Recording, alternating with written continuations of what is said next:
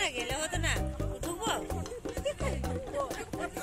না সত্যি সত্যি আজ সবাই মিলে হলদিয়ার জাহাজ দেখতে চলে এসেছি।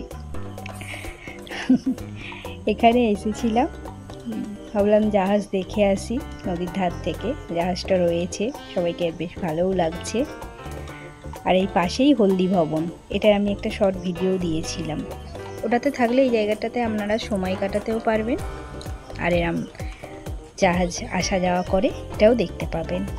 ওটাতে থাকা খাওয়ার সব ব্যবস্থাই আছে। আজ তবে এই পর্যন্তই। সবাই ভালো থাকুন, সুস্থ থাকুন, টাটা।